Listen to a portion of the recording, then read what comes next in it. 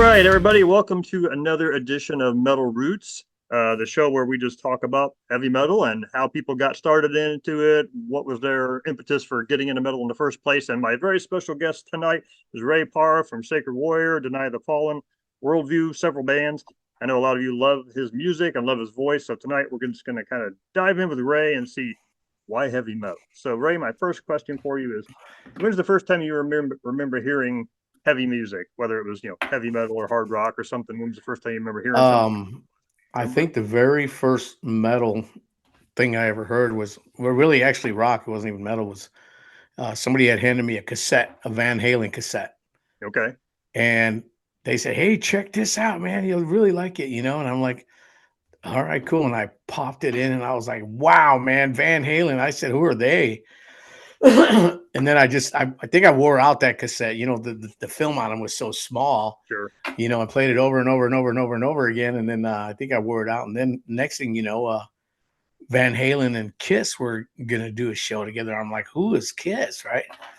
And then I saw their show, and I was like, my God, man, I was sold because the amount of effort that they put into Oh it, yeah. you know, and just everything that encompassed that concert. It wasn't just a bunch of guys on stage just playing music and singing. They were going for it, man, you know, and that's my initial uh jump into heavy metal. And then obviously from there I went to, you know, Iron Maiden, Dio, Queensryche, and so on. So but yeah, I would have to say Van Halen was probably my first rock band I ever heard. That's pretty awesome. That's a good gateway there. Yeah, Yeah. I was Kiss was the first band I got into, and I didn't hear Van Halen obviously until the debut album. Right. But yeah, same thing. It's like Kiss. I was drawn in by just the over the topness of it, right? It's like, wow, look at this Yeah. music. It's hard, it's edgy, and it's like the imagery is crazy. And then Van Yeah. Halen comes out, and the first thing you hear from him ever is Eruption. And you're like, Yeah, what man. is this? Yeah. you Yeah. know? Yeah. It So blows me that's awesome. away. So what was it that drew it to you? I get what drew you to that kind of music. I mean, how did it sink into you or whatever? So prior to that, I was just really into like Boston and Kansas and just, you know, good music, you know, not really metal, not really rock, you know. But I knew that I wanted something different, you know. I was kind of getting bored, you know what I mean? Hmm. And then when my buddy turned me onto that cassette, that kind of was the turning point for me, you know. But I started out playing accordion, then I went to violin, then I went to bass guitar, then rhythm guitar, and then rhythm guitar and lead vocals. And I was just really liking what I was doing, you know. And so I kind of got into the whole metal scene and just never looked back, man. Yeah, that's awesome. Yeah, yeah. So do you remember what was the first album you remember buying with your money? Like, okay, I'm into this music now. I got to go purchase something to have some of this stuff. Do you remember the first thing you bought? Well, the first album I ever bought was a Boston album, you That's know, a good but one. yeah, yeah, Boston. And I don't even remember where I bought it at, but I think the first album I bought was a Boston album. And ironically enough, the second album I ever bought was a Kiss album.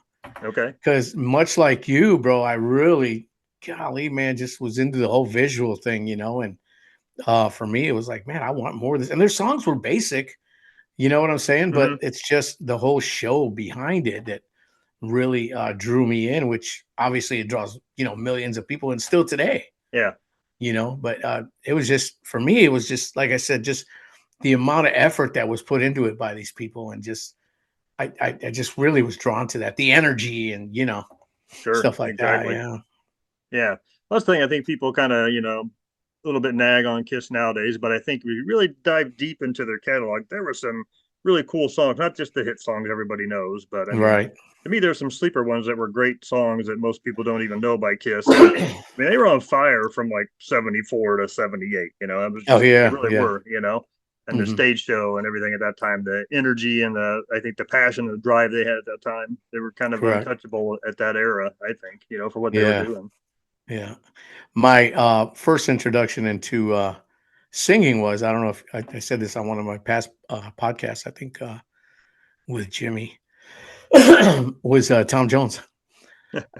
Dude, I would watch him on TV with my mom, you know, and I'd be like, wow, man, the guy, the quality and the tone in his voice is like nothing I've heard, you know what I'm saying? And Yeah. it's kind of jonesing on him. I was like, yeah, man, that dude can sing, you know?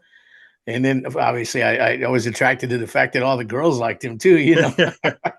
And he had some crazy dance moves.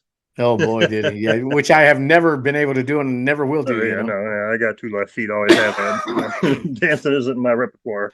Yeah, yeah. Believe it or not, the funny thing is, me being Latino, I can dance, you know, but because I'm a big guy, I just really don't do it. You know what I mean? It's just kind of, I don't know, feels weird for me.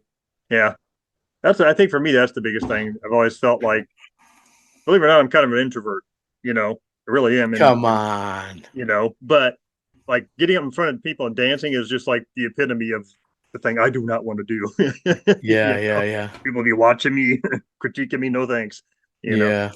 so But they probably really aren't critiquing you. It's all in your mind, you know? yeah, exactly. Because I watch these other people dance, I'm like, well, they're not inhibited at all. They're just out there doing Right. it. Yep. So, The wilder the better, right? yeah, exactly. Well, you kind of answered my next question. It was what were some of the first bands you got into, and you mentioned, Maiden and Priest and things like that. Hmm. Any others besides those? Do you? I mean, those are all greats, obviously. I still listen to all those bands to this day. So Yeah, I was big into like Riot and YNT and bands like that, you know. Montrose. Montrose was I wore that album out, man, you know, and then I got into some Yes, you know, because of the quality and the diversity of what they were writing, you know. Rick yeah, Wakeman, one of the best keyboard players ever, you know, and then I had the opportunity to see them live and they didn't even have an opening band. You know who opened for them? Bugs Bunny. They had cartoons up there because they had the whole stage and it was all for them. And it was, gosh, man, just a great, great show, you know. I yeah, was I was really fortunate to go to a lot of concerts, you know, in my younger days. sure, And now, you know, I try and I struggle with it a little bit right now, you know, not for anything other than going and getting in line and, you know, sure. all that stuff, you know, Oh yeah, but I love it, you know. yeah. That's awesome. So, do you remember what's the first metal show that you went to? The First first metal concert? show, Yeah. I do. I do. It was Ronnie James Dio. Oh wow. Yeah, and I forgot which album, but he had all these pyramids set up on stage, and he came out there in his big high heels. You know, this little guy's Oh about yeah. this tall, and he was whipping the air, and explosions would happen, and then after that, it was Maiden after Maiden after Maiden after. I went to so many Iron Maiden concerts after that because, you know, with Eddie obviously and the Pyrotechs, it just Sure. they would create like a whole village or a Oh yeah. whole scene. It wasn't just a stage; it was a whole scene. It's like you were in. You know what I'm saying? And that was like, wow, man. I couldn't get time. I remember they were playing at Poplar Creek in Oh Chicago, yeah. Yeah. Alpine Valley, or I think it was Poplar Creek, and we couldn't get tickets to get in. It was sold out, right? So it was me, Tony, Bruce, Nick Favia, and Bill McGuffey, who, ironically enough, we were the guys that were in Nomad before we started Sacred Warrior. Okay. We went downtown, couldn't get in. So there was this fence that you had to literally walk on the edge of the fence, right on the edge of this concrete walk, like that walk, while holding onto the fence and walk all the way out and then come over and come back. And then you can get in. And we're like, let's do it. There was nobody there. We're like, let's go, man. So we, creeped out there and we creeped back in and we got in and we started walking around and we went to the show. And we're like, you know what? We don't have seats, but let's just go walk up the front. And like everybody was standing on top of their seats. Oh So yeah. we cutting down the aisles like nothing, right? We got to like the front row was here and we right behind the people standing up in the front row. And I remember either Bruce or Tony peeked in between two people and then boom, he went in. I'm like, what? Then the other one went in, and then it was me. And security guards up front grabbed all of us, beat the Oh heck no. out of us, man, and kicked us out because they knew we didn't have seats. Actually, they didn't know, but they knew we were not where we shouldn't have been where we were. Yeah. You know, and that was like, my goodness, man. It was just not a good thing.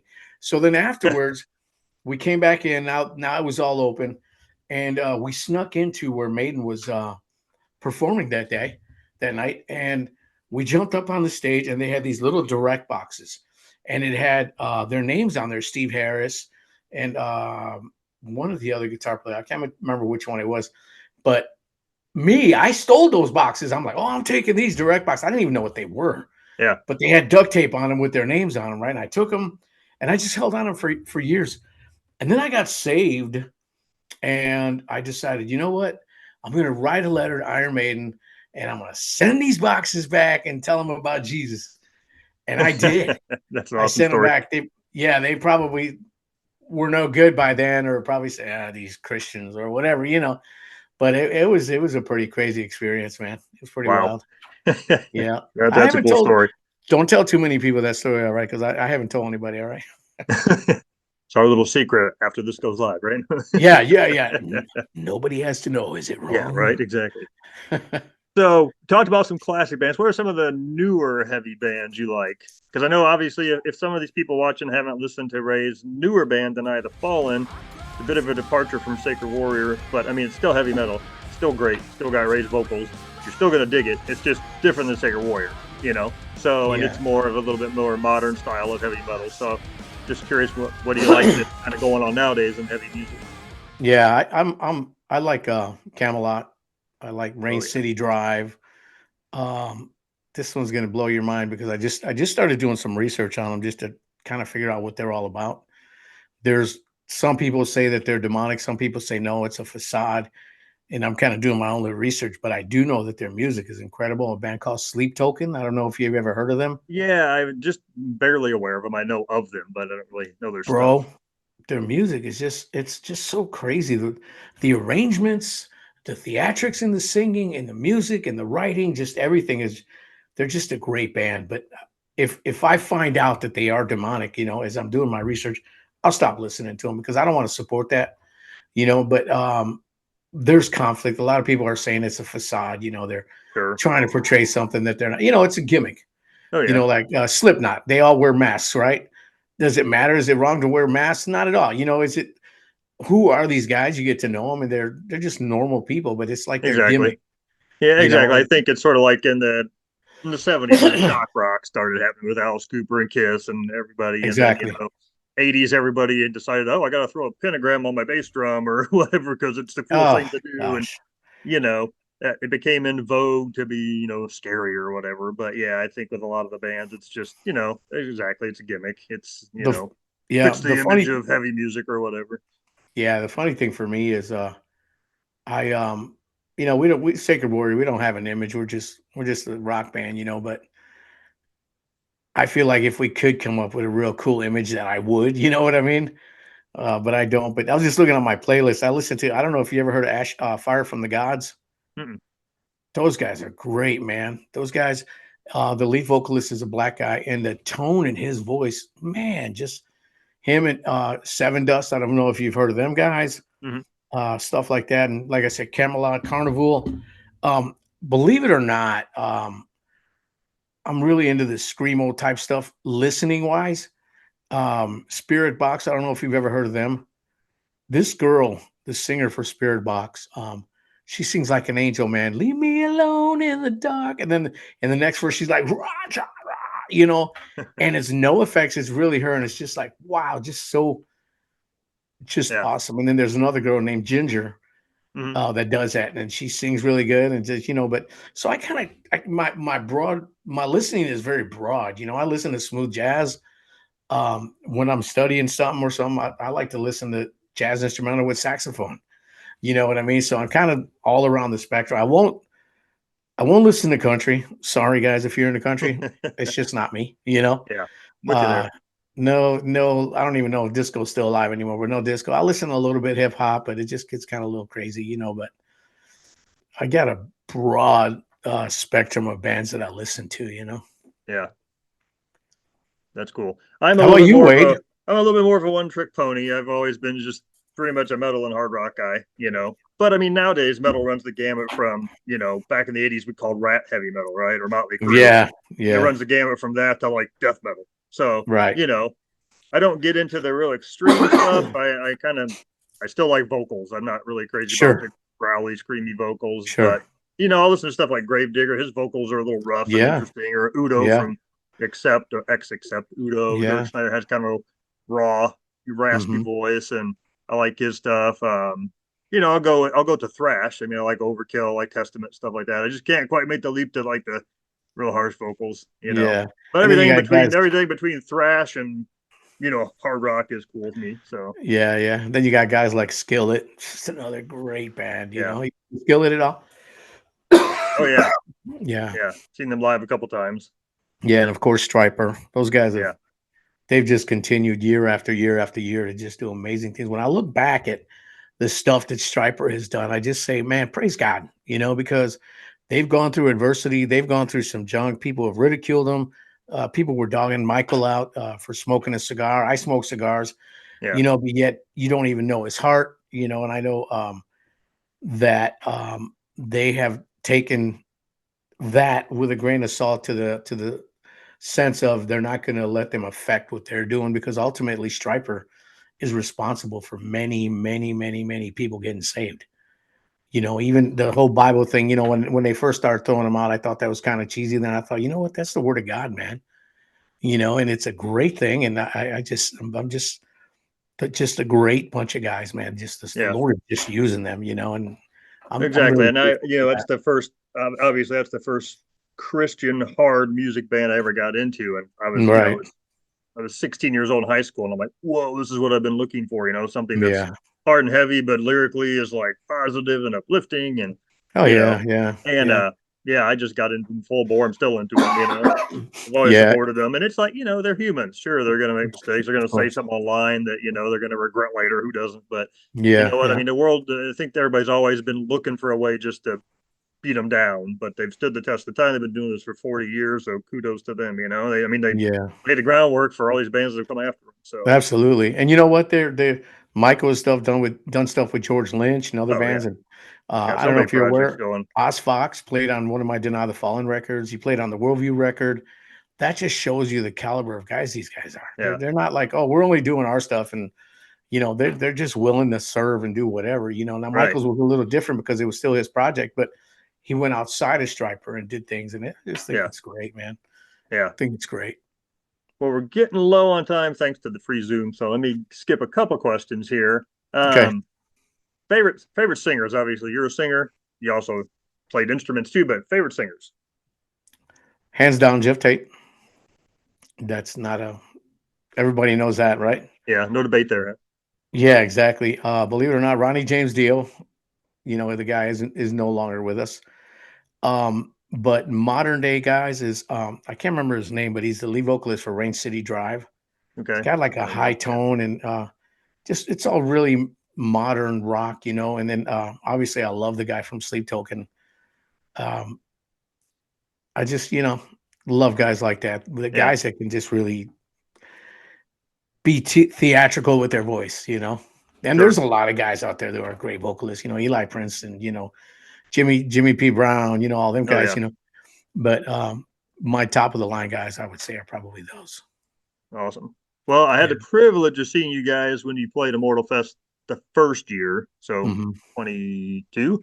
And you guys did the Queensryche cover, you Right. know. That was Right. awesome. You know, you introed the song and I nudged my wife. I'm like, what they're gonna do Queensryche. And then he went into it. I'm like, see. So Yeah. Yeah. that was And you very know cool. what stinks, man, is I was sick during that time. I didn't realize it, but still had a good time. I'm Yeah. actually a little bit sick right now, but I'm almost at the end of it. Yeah. Well, So, next question for you. So she's just this may sound, I think those of us into metal that are like diehards, it is kind of like part of our life, right? It's not just right. music Right. to us, it's part of us. So Sure. what has kind of being into heavy metal, listening to heavy metal, what's that meant to you over the years? Oh man. It's funny because when I first started listening to metal, it was kind of like I was saying, just an entertainment thing, just something that really drew me in and stuff. And now performing metal, obviously number one, it's our message, you know what I mean? Mm, But to me, just the metal music, I'm very I'm a I like to move. I like to get in the move. I don't want to be sitting there listening to music, just going, I like something that I can rock to and bang my yeah, head to. And obviously something with a good message, a godly message or a positive message. But metal to me has just been a great, great tool that many bands, including us, have been able to use to reach people. But not only that, I've had so many people say, hey, Deny the Fallen, I noticed your lyrics aren't all like Sacred Warrior, which Hmm. Sacred Warrior was all real Bible based. I don't want to say turn or burn, but something to that effect. Whereas Deny the Fallen, you know, and even with Worldview, we just wrote some great positive songs for entertainment. You know Yeah. what I mean? And that's okay. There's a lot of bands that are Christian bands that write stuff for entertainment, you know. And we're you know, I think I told you when we were talking before, Wade. You know, Warrior, we're working on another record, and it's gonna be the same in content as far as lyrical content with a little bit more modern twist to it. But the music Hmm. is gonna be it's gonna be Warrior. You know, I struggled with Yeah. it for so long because I wanted to make the change, and then I did it with Deny the Fallen, and now I'm ready to go full blast Warrior, man. You know, and you know, a lot of people want it. A lot of people Oh want yeah. it, Well, including myself. I for one, yeah, exactly. I mean, it's just honestly that style of metal, the Sacred Warrior, Queensryche, Recon, Lethal, all those bands in that vein Mhm. has always been like my favorite style of metal overall, you know, Yeah, because to me it's powerful in a different way than other kinds of music, you know, something about combination of those kind of vocals and the guitar riffs and you know oh that yeah, whatever you want to call it, progressive, power metal, whatever, but just that style overall. And to me, that's a hard style to find these days. There's not so many bands doing that. So right. doing that style now is like, oh, it's kind of fresh again because everybody's gone to the screamo or the grindcore or the death vocals or whatever. And so doing Yeah, something like that again is sort of, hey, we haven't heard this for 30 years. It's fresh again, you yeah, know? yeah, yeah. And that's why for me, even like doing the shows now that we've come back together and we're performing again, it's great for me because it brings back so many. You know, when we decided we were going to do Immortal the first time, I'm like, all right. So we got together, we put our set list together, and I put a playlist together, and I'm listening to it in my truck, and I'm listening to it, and it's like it was ministering to me. I'm like, man, we wrote some great Oh, songs. you did. The thing that stinks is the production quality wasn't the best, you know, back in the day and stuff like that. But the songs were, man, God used them songs, and like I said, listening to them, they ministered to me as well, you know, and they Yeah. still do today to many people. Oh, yeah. Well, I mean, Yeah, I'm not just saying this because I'm talking to you, but I mean, yeah, you guys honestly have been in constant rotation for me for the 30 years since you came out. yeah, I yeah. mean, Sacred Warrior is always on my playlist somewhere in my car or somewhere, you know, still listen to all those Mine too. albums regularly, you know, Yeah, it's yeah. just music that stands the test of time, which I think, like I said, that style does. And I miss Oh, that sure. style. So, Yeah. Yeah, I well, saw I'm something trying. today where Brett Michaels from Poison said he's coming up making a comeback. I wasn't into Poison really. That was more glam rock for me. And then Right. I went to see them with Poison, Joan Jett, um, Motley Crue, and one other band. I can't remember who it was. But it brought back so many good old memories, you know. Yeah. Def Leppard was the other one, yeah. Yeah. And so That when was I my went to first that, concert. Def Leppard was my first concert in really. 1983. Yeah. Now see, I never saw them back in the day. Yeah. Never got to see them. No, Excuse me. I like to say I got to see Def Leppard when Rick Allen, the drummer, Yeah, yeah, when he had both still of had his two arms. arms and Yeah, was yeah. was playing an acoustic kit. And I saw Metallica when they had Cliff Burton. So I'm like, okay, I got to see that. Oh But man. Def Leppard still had, Steve Clark on guitar because he hadn't passed Right. away yet either. So I saw like Right. the classic early Def Leppard lineup, at the height of the Pyromania tour, which was great. Oh yeah. Yeah. So, That's awesome. Oh, that is well, awesome. I guess one other question, which you kind of answered a little bit, but any guilty pleasure bands? But you already mentioned some of the other stuff you listen to. But Yeah. I would say like Sleep Token, and that was probably one of my biggest, man, to just listen to one of their songs, dude. Just any of them, any song, and you'll see what I'm talking about.